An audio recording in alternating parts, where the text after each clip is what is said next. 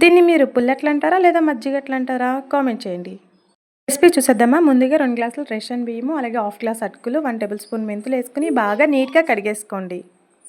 దాంట్లో నేనైతే 200 ML curd తీసుకున్నాను. ఇంకా ఎక్కువ ఉంటే ఎక్కువే తీసుకోండి. నా దగ్గర అంతే ఉంటే అదే తీసుకున్నాను.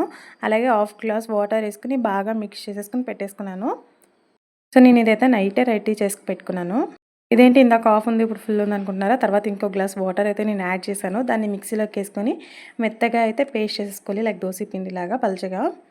ఇప్పుడు మీకు ఎంత పిండి కావాలితే అంత పిండి ఒక గిన్నెలోకి వేసుకొని అందులో జీలకర్ర, ఉప్పు, కొంచెం వాటర్ వేసుకొని బాగా మిక్స్ చేసేసుకోండి.